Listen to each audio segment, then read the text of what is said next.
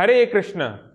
कभी कभी लोग ये प्रश्न करते हैं, क्या इस जन्म में हमें पिछले जन्मों की भी सजा मिलती है क्या? उनका भी भुगतान कर्मों का हमें करना पड़ता है क्या? तो देखिए, इस संसार में भी हर एक चीज का रिएक्शन तुरंत नहीं होता। जैसे कोई बच्चा है, वो साल भर पढ़ाई ना करे, आराम से वो मस्ती कर रहा है, इधर खेल कूद रहा है, मजे कर रहा है, और एग्जाम देकर आ जाए, तो एग्जाम के दिन उसका रिजल्ट नहीं आता।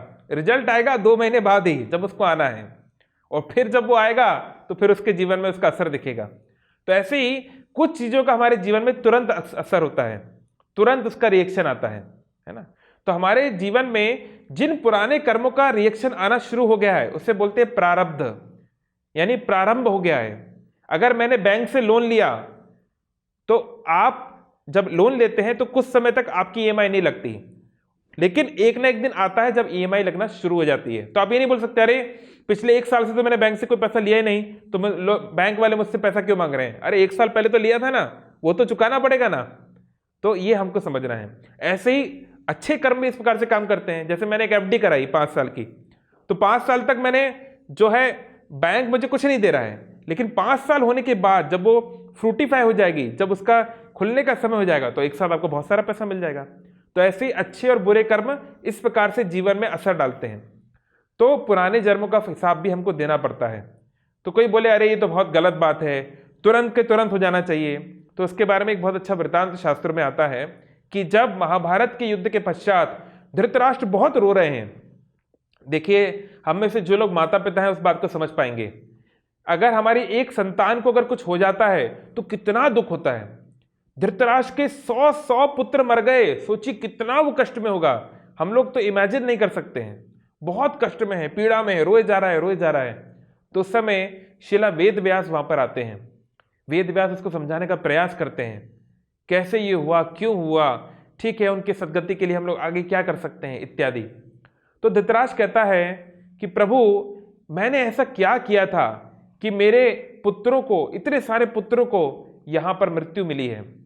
तो वेद व्यास जी उसको बताते हैं कि आज से 50 जीवन पहले तुम एक मनुष्य थे, और उस समय तुमने एक दिन बिना किसी कारण के एक पक्षी के घोंसले में आग लगा दी, जिसके कारण से उसके 100 बच्चों की, 100 जो पक्षी हैं उन बच्चों की मृत्यु हो गई।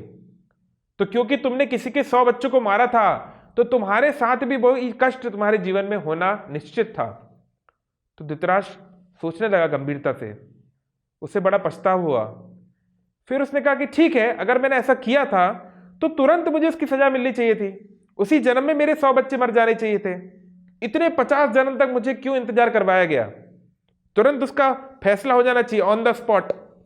तो वेद व्यास जी कहते हैं कि देखो, एक संतान प्राप्त करने के लिए मनुष्य को बहुत सारे पुण्य कर्मों की आवश्यकता होती है, ऐसी संतान नहीं मिल जाता। तो 100 संतान प्राप्त करने के लिए आपको 50 जीवन लग गए। 50 जीवन करने के बाद आपका इतने पुण्य हुए कि आपके एक साथ 100 संतानें हो पाई। तो वो पुण्य का हिसाब अलग चलता है और पाप का हिसाब अलग चलता है। पाप और पुण्य एक दूसरे को काटता नहीं है, ये गलतफहमी है, दोनों का अलग अलग हिसाब चलता है। तो यहां पर धृतराष्ट्र के इस वृतांत से हम समझ सकते हैं कि पूर्व जन्मों के अच्छे और बुरे फल दोनों हमको मिलना निश्चित है। लेकिन यहां पर एक वाइल्ड कार्ड है, एक चीज है जो इसको बदल सकती है, वो है विष्णु भक्ति रतात्मनम क्रमणेव प्रलीयते। अगर भगवान विष्णु की अगर हम दृढ़ता से भक्ति करें तो भगवान तो हरि हैं, वो पाप कर्म को भी हर लेते हैं, वो चाहे तो हमारा भाग्य बदल सकते हैं। इसलिए तीव्रेण भक्ति योगेन, शीघ्र अतिशीघ्र भगवान की भक्ति में हम लग जाएं, क्योंकि भगवान जहां हमारा हाथ कटना था केवल उंगली पे स्क्रैच आएगी, भगवान इतना दया करेंगे। हरे कृष्ण। ऐसे ही और भक्तिमय कार्यक्रमों के लिए देखिए हरे कृष्णा टेलीविजन, और इसे प्राप्त करने के लिए आप अपने केबल अथवा डीटीएच ऑपरेटर से संपर्क करें तथा और अधिक जानकारी के लिए आज ही डायल करें 7666 839 839।